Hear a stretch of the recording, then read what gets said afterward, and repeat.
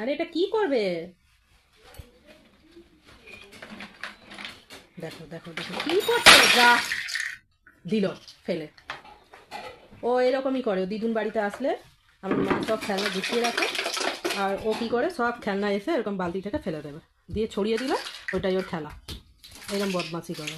আর একটা খেলনাও আসতো নেই, সব খেলনা নতুন খেলনা কিনে দিলেই একদিন দুদিনের মধ্যে ভেঙে সব নষ্ট করে দেবে, আবার ওই খেলনাটা নিয়ে আর খেলা যাবে না, নতুন আবার খেলনা চাই। এরকম করে কতগুলো বালতি জমা করেছে খেলনা।